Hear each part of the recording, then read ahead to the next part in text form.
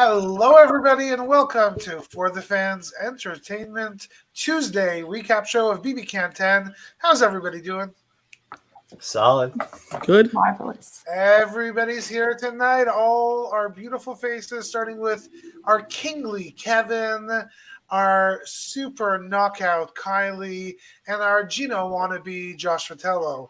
All of us are here tonight. We've got a lot to talk about since our last show on Friday. We had an HOH, we had nominations, and we might even have some stuff from the feeds. So let's get started. Who wants to talk? Who wants to talk? Whew, I am it's a lot. excited. I am excited So, what are you excited about, Kevin? because last night's episode was a lot of fun. We got the new HOH. We saw nominations. We did all that fun stuff yesterday, and all of it coming off what happened with what's her face going on? Melina? What's her name? I forgot her name already. Yeah. You know what I'm saying? Poor Melina. All that coming off. She wasn't memorable to you, Kevin? Nah. It was Marina. I did love though at the very beginning of the episode when I did love at the very, very beginning of the episode when what's his face? Josh or one of them was like, I still want a tattoo. Yeah. And she was like, yeah, no. So let's get to it. I'm really interested in one of the twists that is very different to this season of BB Canada. When you are on the block, if you are one of the two people that survive, you are actually able to open up a door. And at the beginning of our episode last night on Monday night, Kevin says, well, this time it was cash, but maybe next time it's veto, maybe next time it's HOH, maybe next time it's safety. This is an interesting new twist. From a strategic point of view, does this change the game? What do you think, Kevin? I don't think that you're going to be getting safety or like HOH in one of these situations. That's like really powerful for just like surviving the block. I think it's going to be some cash, I think, most of the time. Or maybe some, I guess, Wendy's. I don't really know. But like, I think that's kind of what it would be most of the time. I don't think it's, I mean, if it's safety or something of that nature, that's a lot. That's a heavy thing to get just for surviving. I could see it being like a second veto or something one week, you know, Really? like, yeah, I think eventually they're going to throw something like really badass in there and they're going to be like, dang, or like, even if it's, you automatically get to compete in the veto. So you're, you know, like, okay, well, I was just nominated this week and I get to for sure play in the veto. So that way if somebody tries to backdoor me, I'm definitely going to get to play in it. So I feel like there's some things here. And I think it also is interesting the fact that if you get a lot of money, you're going to be a target. So, you know, that's another part of it. You can't control that though. You know, like you can open up that 5K door and then you can have people coming after you because you just won 5 Gs. You know what I mean? 5G Canadian, don't forget. Josh, what do you think? I kind of agree with both Kevin and Kiley to a certain extent. Like, I don't think that there is a I don't think that like all of it is going to be cash prize, but I think most of it, like maybe 90% of the time for like each of the doors, it's just going to be a cash prize. I think maybe if they want to throw in maybe like 1 or 2 powers, maybe like, I don't know, like a overthrow of an HOH or maybe an automatic third nominee, like who knows? They could throw in some disadvantages for the person that gets on the block. So if they wanted to twist things up, they could throw in here's a power that's up for grabs, here's a money that's up for grabs, and here's a disadvantage. Like, if they wanted to spice it up, then you know, like it could just be whoever the person survives the block. It is now up to fate to see which door can put them so that way which door can get them set up for next week. Sam in the chat says that he thinks, what if it's Canada's vote for like a secret power and you could win it from one of the doors? I believe that. That's an option too. Yeah, I like that. So here's what I've been thinking about since this all happened. Is there now actually an incentive to become a pawn? Is this time that somebody says, you know what, I know you want X person out, put me right beside them. put me right beside them. Is that something that can happen, Josh? I don't think so. Like, I think like if the first 3 weeks are just going to be cash prizes, then people are going to be less likely to be tossed on the block. Like, if Kevin, like, I guarantee you, if this twist didn't exist, Kevin would have been tossed up on the block for the second week if they wanted to go for it, right? But also, even if that twist were to go let's just say like Kevin were to take the $5,000, right? Then that would put Kevin to have a target on his back going into the second week, be like, oh no, like I don't want Kevin to sit up on the block again, and he can reach another $5,000 with the cash prize being what, 100K, 100,000 Canadian. I think 5,000. That's 120. That's a lot of money when you look at it like that. $500. For somebody that could get voted out week 2. You know what I mean? Yes. Yeah. Whereas if the $500 was a blessing, I think, because it wasn't too much to make me nervous about you, but it wasn't enough to make you a target either. But hey, $500 richer is nice. I mean, I don't care what they put behind those doors. You're not going to get me to volunteer to be a pawn, just period. Because if you're up there, you never know what's going to happen.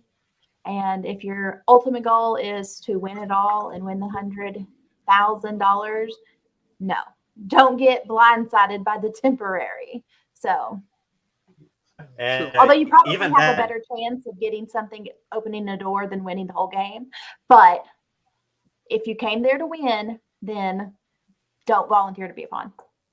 I think like maybe at some point when it reaches to a jury phase, then they could actually implement some sort of strategy, be like, okay, you know what? Let's actually spice the game up a little bit, because because if I'm in Arissa's mind for a second, and if she wants to see mess, she would instantly just throw a power or a disadvantage on top of one of these 3 doors and be like, hey, you know what? Whoever survives the block is going to get some kind of incentive. So it could be good. It could be bad. I feel like that could happen like at some point when it reaches jury phase. Maybe for the first half, nah. Maybe a jury phase, yeah, I could definitely see that happening. So as the episode progresses, we see Herman come on out and introduce us. Those of us who've been watching the live feeds knew all about the Savage Seven, but Herman introduces us to the members of the Savage Seven. That includes himself, Moose, Kyle, Josh, Summer, Tanisha, and Gino, Josh's BFF, Gino. And they go into the voting booth, and they put a number 7 right here, right here. They got ice in those veins. I like that. What do you think about these 7? What do you think about the ice? What do you think about the veins? The Savage 7, baby. This is Big Brother, that you make a big alliance early that usually does things really well. A Savage 7 alliance, I think, is a lot of people to get on the same page. I mean, it's tough, but it's going to get them through a couple votes, I think. Like, because that's what you really need a group of 7 for, right? Is to get through like 1 or 2 votes. Yeah. And they got through the Melina vote, and then now they're all still together. So maybe, hopefully, it could keep it rolling with the 7 right there. I love that symbol. You know what I mean? Like, I love the 7 showing the ice in the veins. But yeah, I agree with you, Kevin. Like, ultimately, is this crew probably going to stick together all of the cookout? Probably not. But whenever you're just trying to get your footing in the game, I think having a big solid group that you're a part of is where you want to be. And then you make the relationships and get closer bonds with the people that you feel closer to, but to have that out of the jump, like, that's critical. One issue with like big alliances like the Savage 7 is that when there is a massive group of 7, there is an inner core within the alliance, at least a crew of 3 or 4. So just because you think you're in a solid position within the 7, you could potentially be on the bottom. So it's always good to have extra options with the outside of the house, because you never know if they are going to be planning to flip on you. Now, I think that inner core, I think you're right. And I think that inner core is a Gino, Herman, Kyle, and like a Moose, right? I think that's like the internal part of that 7. Yes. Is what I think we're looking at. I mean, we're gonna get to the live feeds, after we recap the episode. But your boy Moose, Yeah, We'll there's talk a about that in a lot. minute. We'll We'll get talk about there. that in a minute. Yeah, We'll get we'll there. get I don't think he's a part of that core group though. So does that mean that Summer and Tanisha just they're add-ons to that 7? So it's really a Sort core of. 5. I think they might be doing some stuff of their own eventually. Mhm. Ah, But like, Uh, I'm really like, as Sam is saying in the chat, I'm really concerned about the Gino hookup goggles. Got them eyes on them ladies. We got Stephanie throwing herself at them. You know what I'm saying? We got the you JC know what? connection. Let's do this. Let's talk about Gino. Let's talk about Gino. Let's talk about the hookups. Before we even get to that HOH Cup, you got the girls like salivating over. He is a specimen. He's called He's a specimen. specimen. You Man, see that. Stephanie salivating over Gino, but then Yeah. you see JC Lynn kind of saying, yeah, maybe playing a little bit hard to get. And we see that Gino really likes JL after all. Listen, preseason. I said JC Lynn has a chance to be a really good player if she doesn't get distracted by one Mr. Gino. And then sure enough, within the first week, first 2 episodes, we see exactly what I was talking about. Gino, the Greek god that he is, has the eyes of all the ladies. And I told you, mark my words, go back to the preseason episode. I said, JC Lynn is the one he's going to choose. And I said, Stephanie's going to be interested in it as well. But when she gets turned down, it's going to be JC Lynn. It's going to be Gino. And sure enough, episode 3, Nostradamus over here. You know what I'm saying? So I'm super impressed with Gino. Obviously, from the cast assessment, I liked him. He's pretty to look at. But, watching him, he is not what you would typically expect from, a very good looking man, a firefighter. Like, he definitely is outside of his, stereotype. And just seeing him maneuver the game and just the conversations that he has, the relationships he's making, I really like that. Even if him and JC Lynn end up in a showmance, I like that it wasn't like, hey, day 7, here we go. Kind of like more Tyler and Angela, where theirs progressed from friendship into a showmance. And so I'm hoping that that's kind of where Gino can stay, because I got hopes for him. I did love that T was like, I want a showmance. I don't care who's showmancing. I just want to be watching a showmance while I'm up in here. Well, I mean, if it makes a target, then I like that for I don't even her. think she was thinking target wise. I think she was like, I'm a fan and I love a good showmance. Well, I'm thinking like, okay, maybe that makes somebody a target. I'll set you up, Stephanie. Yeah, set your ass up for failure. Oh my gosh, I just love how Tanisha tries to be the good wing girl for Steph, but then later on in the conversation, when her, Betty, and Gino were sitting down in the phone booth room, and then Gino kind of confessed that he was more into JC Lynn, and then the girls were like, I knew it, and then Tanisha was like, yeah, sorry, I tried my best, but Sorry, win some you lose some, but that was funny. That made me laugh. Can we talk? I want to talk about Gino, because Gino was supposed to be there for the looks, but Gino is a bit of a player here, not just romantically. He's got Marty, who they have their conversations in French with. He's got Stephanie, who I guess he's teaching her how to play chess. He's got JC Lynn. Who else does he have? I think he's friends with absolutely everybody. And somehow this big muscle guy, who should be the biggest threat in the house, isn't a threat anymore. He's camouflage. What's going on? Well, he's just I not think- a meathead. I think there's a few factors. One, I think whether he knows about the game or not, the one thing that Gino definitely has is self-awareness. He knows how big of a threat he is. He's aware that how he that some of the girls are going to be coming at him. He knows when to keep things cool when he's in the house, not to show off that he's a comp piece that much, despite that he was maybe he got 3rd, 4th place in the HOH comp. But still, the fact that he was able to know his limits and know his boundaries, but also to use them effectively to win people over, Gino could win. And I couldn't believe it. I thought a Dimitri was going to be out for the first 2 weeks back in like back in BB Camp 5. Sorry, Kylie. But like I'm comparing Dimitri with Gino because they're both Greek gods. But Gino could be the Dimitri with a brain smarter than Dimitri. Like if that makes sense. Wow. No, it doesn't make sense because I don't know who Dimitri is. But now you When you watch it, you'll get what I'm up saying. Up here, Sam asked, "How is my BB Can watch going?" And I finished season 1.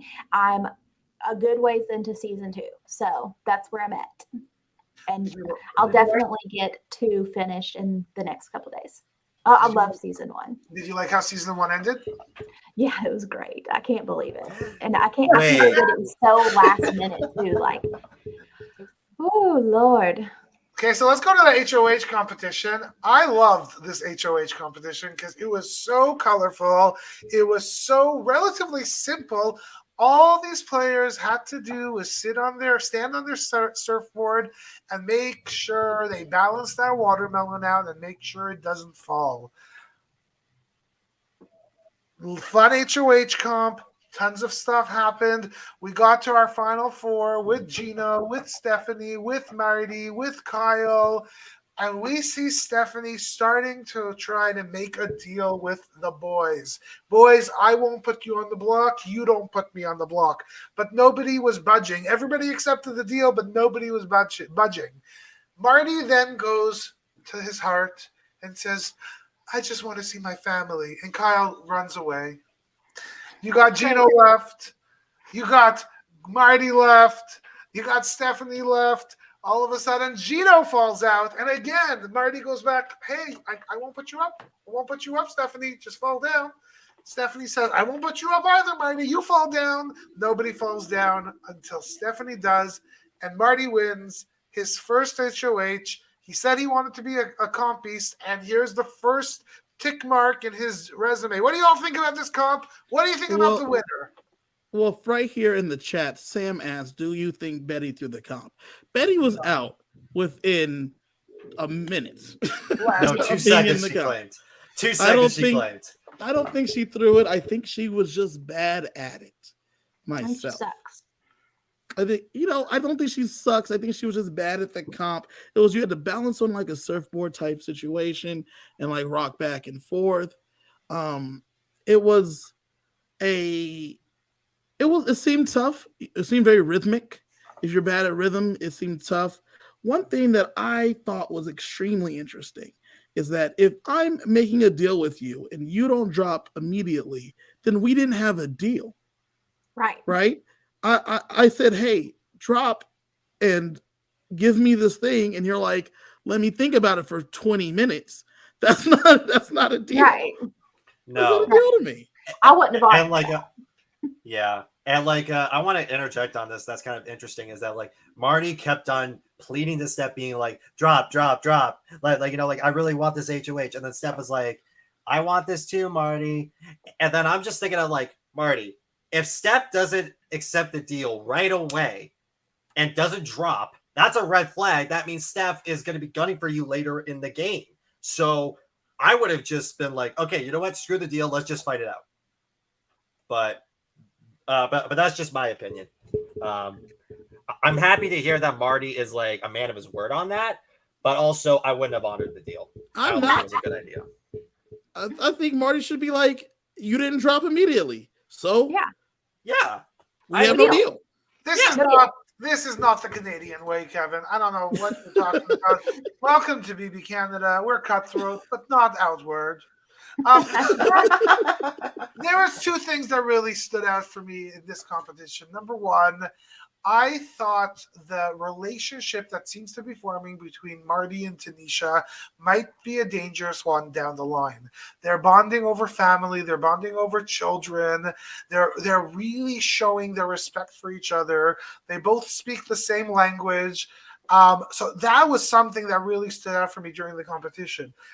Once Gino came out after Kyle went and gave Gino a big hug.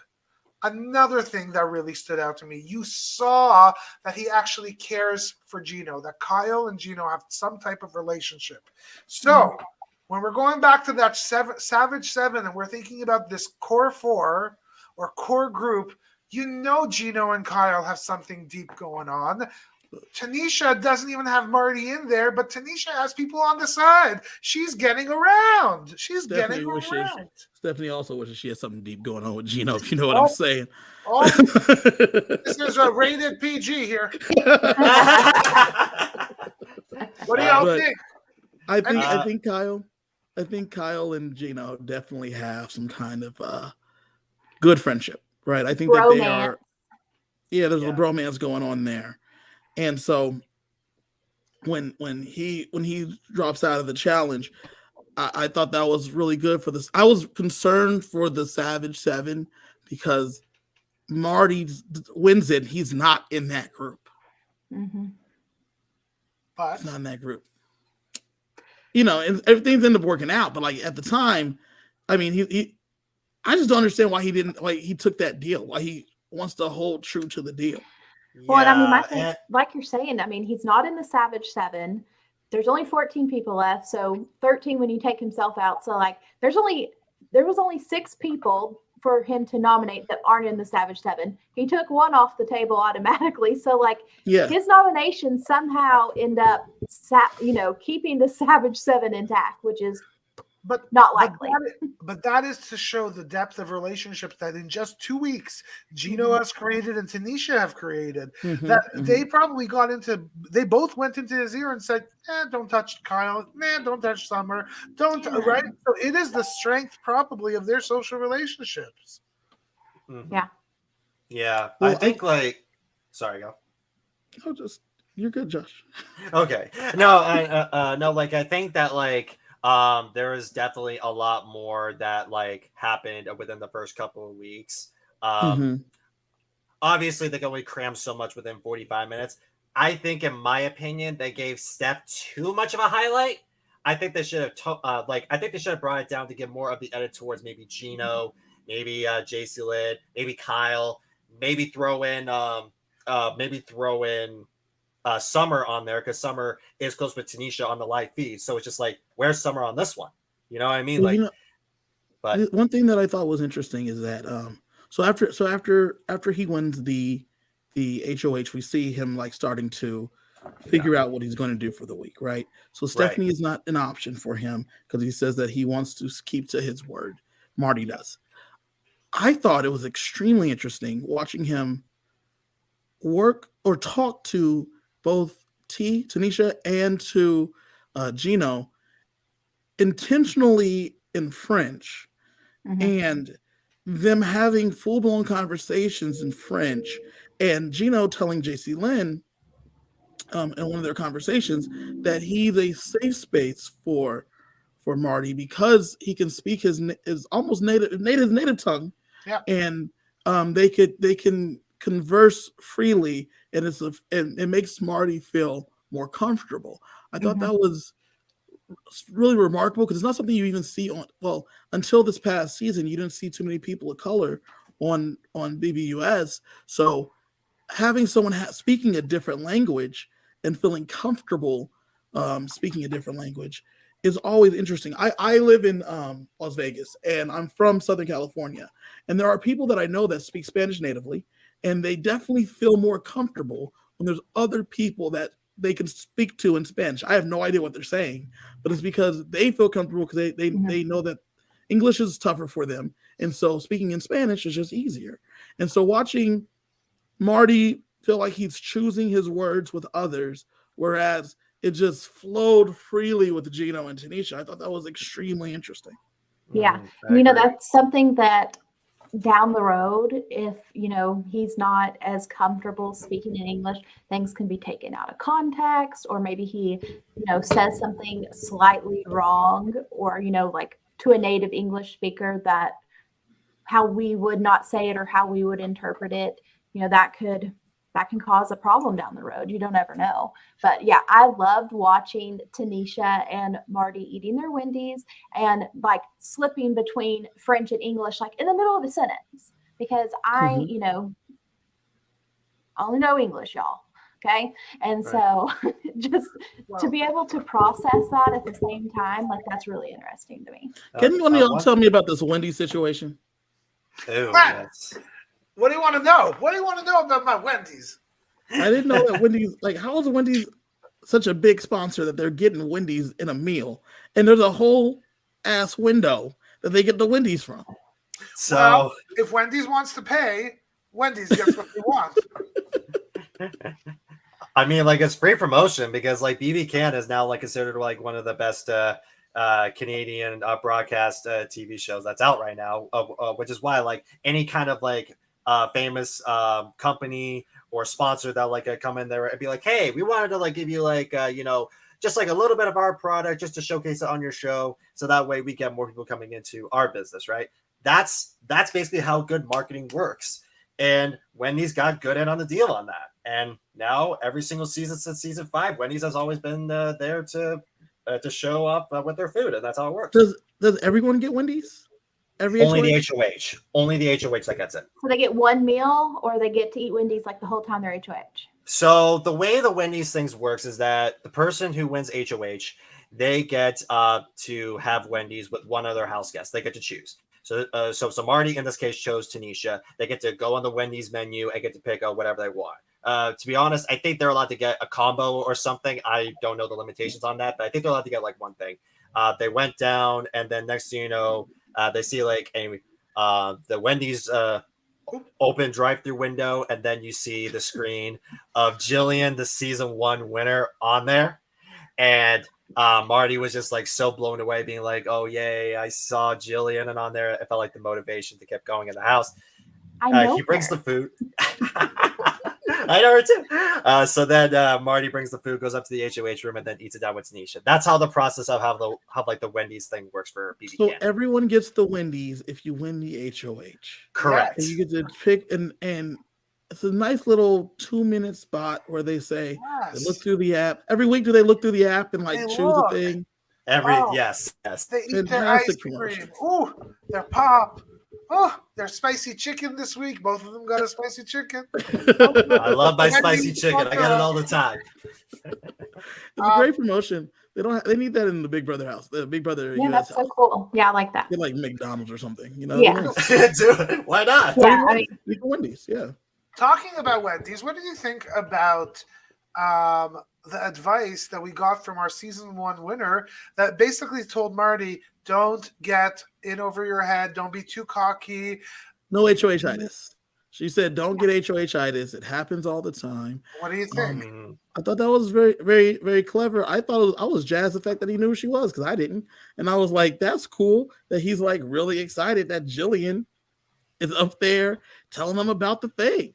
That's smart. So pre-COVID, they used to do a few other things. They actually used to bring these BB Can alums in to serve their food, or they would bring in a family member to serve them the food as well. Yes. Oh, So every season is a little bit different, always around Wendy's. so smart. What do y'all think about the decision that Marty made to take Tanisha? Seemed to me like an interesting decision. He could say the reason for it is that I want to take somebody who misses their family and was really fighting hard for their family.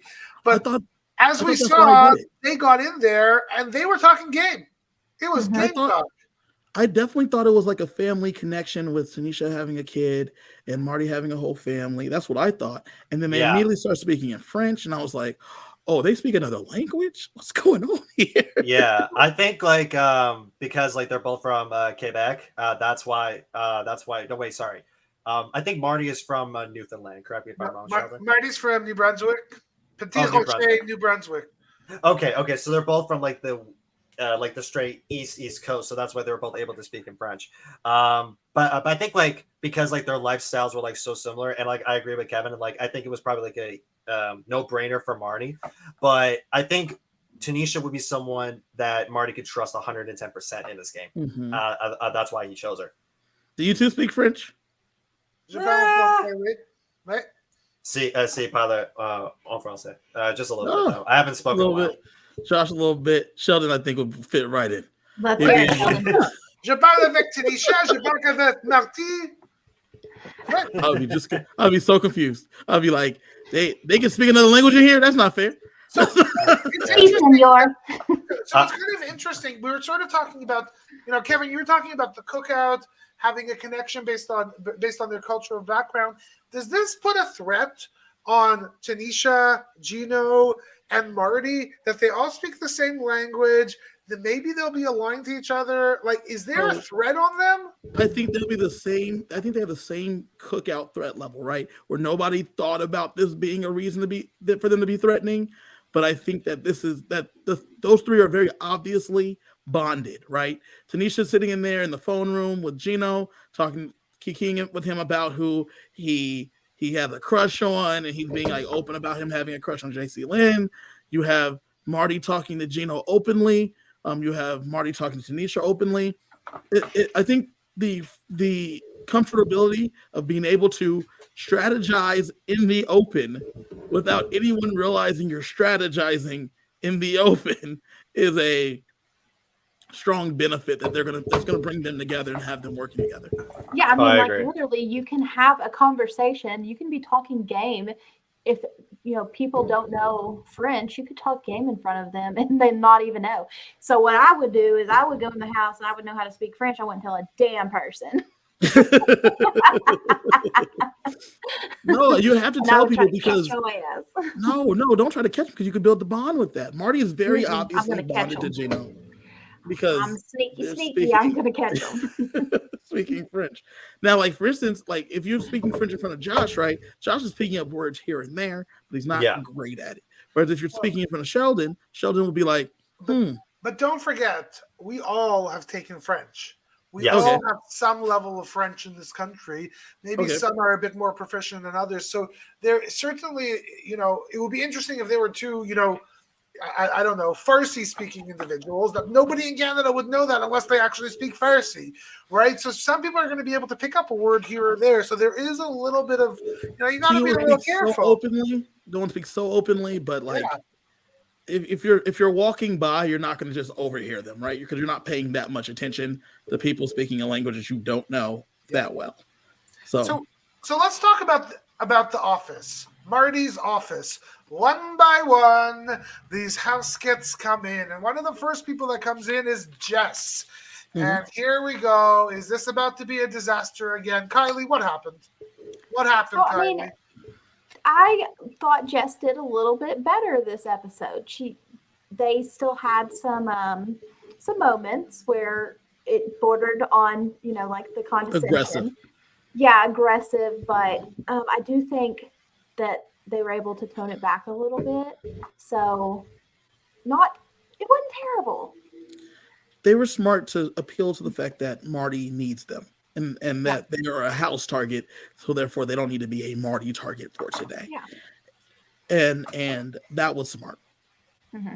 I think like for Marty, I think Jess got lucky that Marty is HOH because Marty is also a super fan of the show. So with Jess and Marty both being super fans, they know not to put the obvious target up to go home week 2. So I think like with those two, they could probably be a dangerous threat down the line because nobody would pair them together. Well, I don't think that just because they're both super fans doesn't mean that they didn't feel like they need to put the obvious target. I think it was the fact that Marty is not a threat to Jess, and Jess is not a threat to Marty specifically. Mm-hmm. So like if he has a super fan of these games, if the obvious target is still someone I do not like, I'm still putting them up. It's not my super fandom. I don't care that someone else is going to get them out. If I want them gone also, then I'll have them gone. That's fine. I think it's more so the fact that Marty and Jess are like, we don't have any issues with each other. There's no reason for me to take out the house target here in this situation. Yeah. Let me ask you all a question. How many weeks does Jess have? Because it feels to me like Jess turned the volume up to 10, brought it back down to 9, and then back to 10. And then, like, is it just too much and nobody will want to keep them? I don't know. Like, I think like watching the feeds that Jess is making.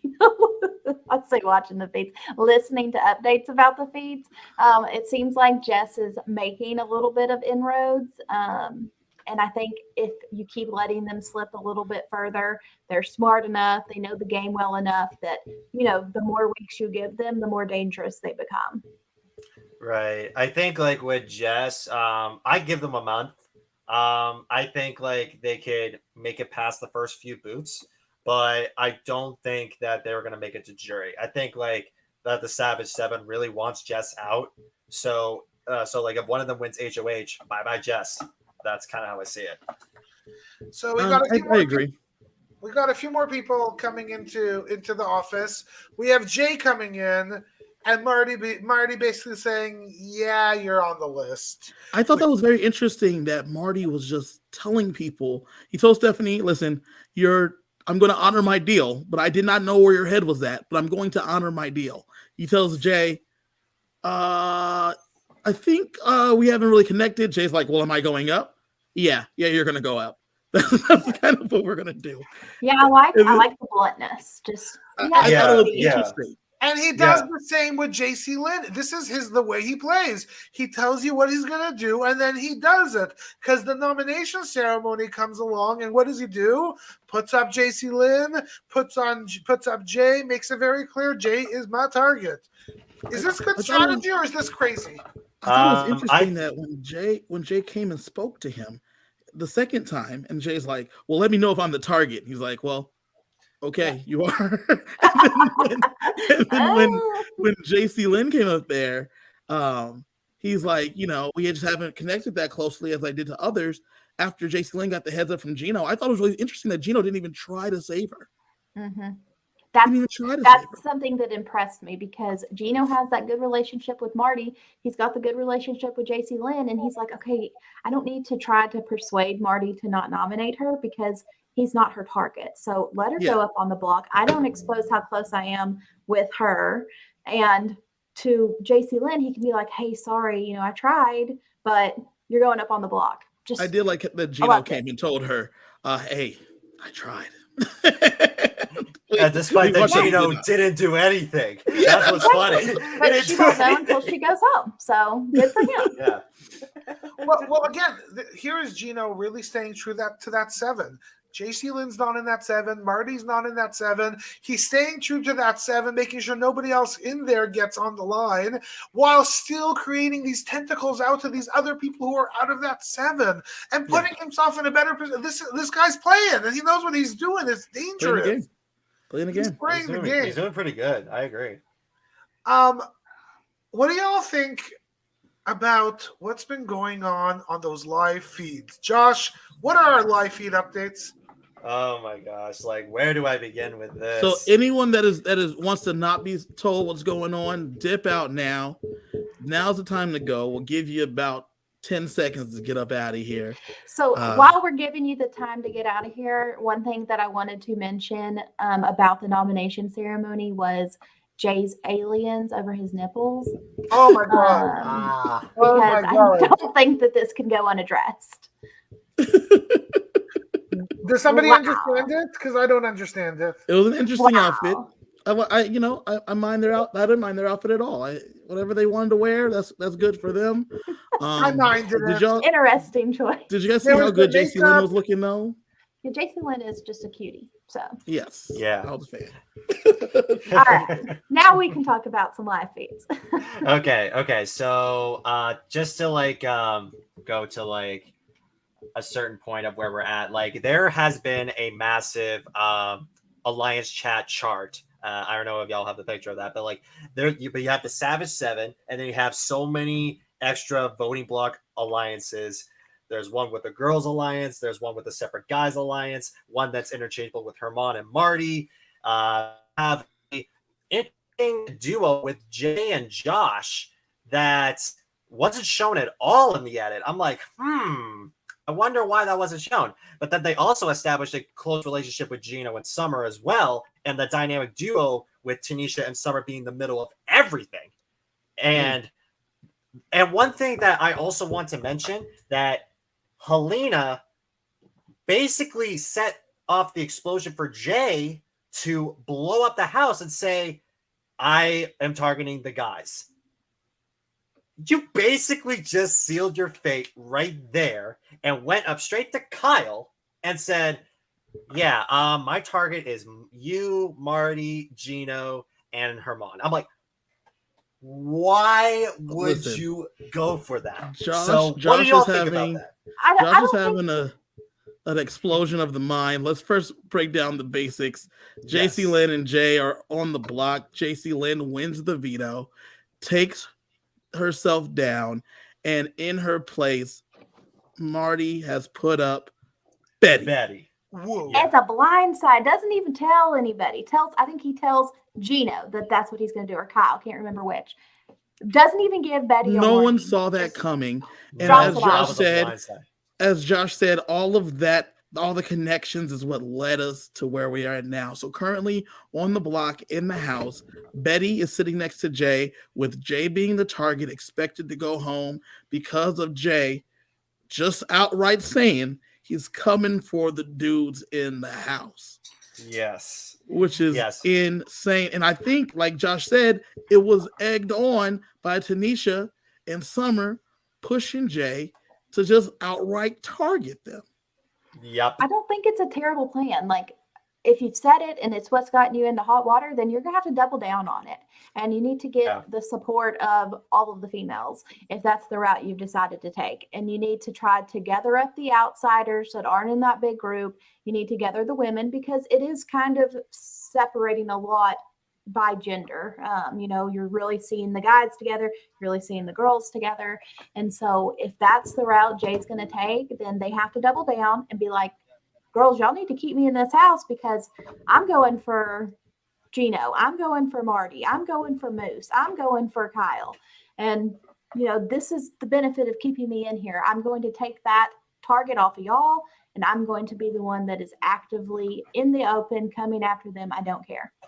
What does that mean about Tanisha and Summer's place in the Savage Seven? I think they are aware that they are not in the best position in that alliance, which is why even on the live feeds they expressed that we need to keep the people that are going to be going after the Savage Seven and not the other people that and not have the same people win HOH every single time, because they are aware that they could be targeted later on. So it's smart for them to play the middle, because that's the only play they currently have at the moment. Yeah, I think the Savage Seven is done. So one of the big things is Moose. Wow. So Moose is being a little crazy, and he doesn't know the game very well, and he's doing some stuff out here on the BB streets, as Kevin would say, and he's making himself a target, and he's making the people that he's aligned with uncomfortable. And they're like, what's he doing? He's so going, here's one. Sorry, go, Josh. You got it. Yeah. Okay. So here's what happened with Moose. Moose is saying a little too much to the other side. And the reason why I'm saying this is that Moose went up to Helena and said, you need to make yourself an alliance. And then Helena was like, okay, why? Am I not sitting in a good position? And then Moose is like, there are some people that could target the people that are not so good in the house, so you might want to get yourself into an alliance. And then Helena's like, do you want an alliance? And then he's like, no. I'm like, wait a minute. Let me get this straight. Moose said, you need an alliance. Yes. I'm not interested in being in it, but you need an alliance to get this done. So let me get this. So Moose is being a little sloppy. Is Josh, you're our live feed watcher heavy. Yeah. Yes. Is the 7 over? Yes and no. Like I said earlier, there's a core. You have the main core of the people is Gino, Kyle, and I would say Herman. Okay. It's like interchangeable with Herman and maybe Moose. The reason why I said it's interchangeable with Moose is because Kyle and Gino don't trust Moose. Got it. Now, next question I have for you is that is Jay going home, or is it going to be Betty? It's 100% Jay. Jay self-imploded on Kyle, and there was this massive blowing up on Twitter about Jay popping off on Kyle, and then Kyle putting Jay shut down. Yeah. I did there was see an this. accusation so made, Yeah. and Jay accused Kyle of Yes. making monkey sounds at them, which is insane. But like that's crazy. So I watched the clip, and on the clip, Kyle and Jay were having a conversation, and Kyle says, "Oh, he says in the clip, if this is the clip that they're saying, Mhm. he said, "Oh, I'm Jay. I'm going to stomp around and go all the big guys, getting the big guys." Like it wasn't. That was the motion and the sound of here. I'm coming after all the big guys, and then he's like, "You're making these monkey sounds at me," and he's like, "What are you talking about?" If that's the clip in question, which I believe that's what It Jay is. was That's- speaking of, That's it the was the fact that he was saying that he was stomping around the house saying, "I'm going to get all of the big guys in the house." I Not think as it was like a monkey. misinterpretation. I think Correct. Jay took it like they thought he said it, and I think Kyle meant it a completely different way of like, "Oh, look at me, I'm badass." You know what I I'm mean? a Like badass walking around in the a house. sarcastic voice, but that's not how Jay took it. And so, yeah, And this then it has a ended up whole having big a bit blow of up. an explosion in the game. Yeah. I did see that I believe it was Sunday. So does that bring the Savage Seven back together? Because they would have enough numbers to vote out Jay or whomever they want, really. One of the most interesting things, Sheldon, that I saw on the clip, the following clip, is that Kyle is talking about the situation with Summer and Tanisha and says Jay's name, and Jay walks in the room and he just continues the conversation with Jay in the room, doesn't stop, and says, "And I told Jay that's why I'm going to be voting you out and sending you home." And Jay walks right in, and then he just continued the conversation. Hold on. So, And there's so the more. target is still on Jay, and Jay's Yeah. making it larger and larger by the second. Yes. Yeah. I think like Jay self-imploded on themselves the second they said, "I'm coming after the guys." All Jay had to keep their mouths shut, and they could have had an opportunity to survive the block against JC Lynn. Yes, JC Lynn won veto, and JC Lynn is safe. But even if Betty were to go up on the block, then Betty also exploded on Kevin right before they went to bed. Like, I'm She just sitting exploded here- on Kevin because Kevin was supposed to be the nominee, not Betty. And so she got pissed at Kevin for not getting nominated. I know, not right? Not at Marty, who made the nomination, but at Kevin for not being nominated. Like, what I are you love this doing? drama. Yes. I know, and right? So, that's not what you do. Whenever you get nominated, you don't make yourself a target by blowing up at somebody. So it's interesting.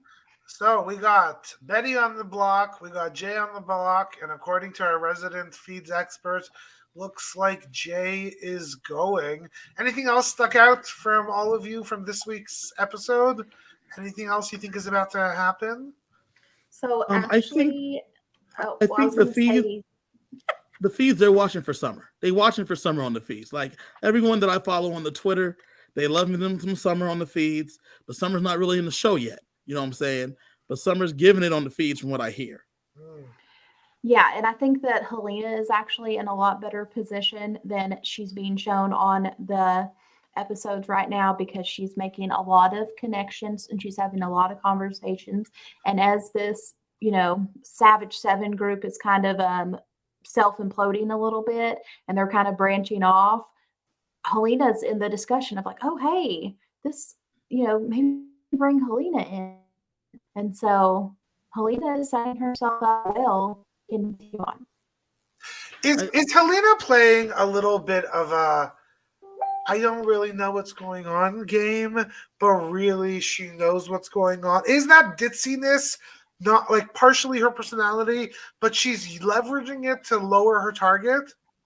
I think she's starting to because people are like she's taking a second to come into the game, if you will, and she went to sleep for like the first week, and then people are starting to really want her a part of things. They want her in things, and that's something that I think is real beneficial to her game, and that people are starting to incorporate her and add her on into alliance chats and conversations. So I think Helena, my winner pick is in a good spot right here. Yeah, I like how she set herself up this week. I think it started off, I don't think she was asleep the first week. I think she was just, instead of instantly going into game mode, I think she was in, hey, I'm going to make connections with all of these people. I want to be friends with all of them. I want to learn about them. And then those natural connections, because she's not been involved in any of the drama, have led to now she's valuable in the game. Huh. Do we think that she has the game brains to move from being part of things to leading things and ultimately winning this game? I don't know that she needs to lead things to get there, but I think that she has a chance to ultimately win the game. I think she's going to let the leaders like knock themselves silly trying to go after each other, because she's doing a very good job staying in the cut and just like hanging out. And she's making good friendships with the people. The people are seeming to really enjoy having her around. I'm enjoying reading about her on the feeds, because as you know, here in the American states, we can't watch any of it. So I'm just watching what I read in these updates and these clips that I could find. And Helena's just enjoyable. Well, I agree.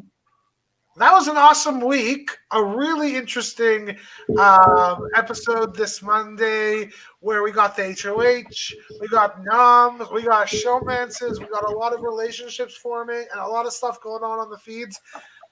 Kevin, anything you got to talk about? Anything you want to plug? Yeah, man. Make sure. Thank you, Sheldon, for the opportunity. Make sure you guys check out the Top 5 Go podcast and the Decom After Dark podcast, both found on all of the social medias where you can listen to musics and stuff. So Apple Podcasts, Spotify, Google Podcasts, all that good stuff. Decom After Dark, we have a new episode coming up this month for Luck of the Irish. So check that out. It's Decom that starred Ryan Merriman. Check that out later on this month. Amazing. Thanks, Josh? Kevin. So Pandemic Season 6 is getting closer and closer by the minute. First episode will be dropped around end of March, early April. You want to stick tuned to that. If you haven't subscribed to the YouTube channel, I will drop the link down below. As far as like for applications going into Pandemic, if you truly want to be on the actual closest thing to the reality show for Survivor, apply to Survivor Pandemic. Applications are always going to be open. We cannot wait to see you be on Zoom with me to play this game. And how about you, Kylie? Anything going on? You can check out our cast assessment for Survivor 42. Kevin unfortunately had to, hop out, so he didn't get to do the draft. But me, Trisha, Frank, Reality, Robbie, I gave everyone else an opportunity to win this thing. Right? I bowed out and said the rest of them can go ahead and draft. Looking at it, though, I really liked Kylie's team, so I'm going to be rooting for Kiley. Who's on Kylie's team, and why is it Chanel? It's not Chanel. Chanel. I have Hi, Kai will be Marianne, dangerous. Mariah, and Omar. Ooh, Okay. So yours is not bad. Close to my picks. Like they're pretty similar. I like it. Oh, so check that out. You can watch the cast assessment on the For the Fans channel. Check that out. And before we close it, I have something to plug. For the first time, are we ready? Yes. If you are watching this stream on one of your lovely screens, did you know you can actually get this on your phone on a podcast format? So if you're out on a walk, walking your dog, walking your son, walking your mother, whomever you're walking, download, subscribe For the Fans. Oh, it's a great listen. That's it for us tonight. You will catch us on Friday at 8 p.m. when we will be talking about the veto, the eviction, and what comes next. Thank you all for tuning in. Have a wonderful night, and good night, everybody. Yeah, good night, everybody.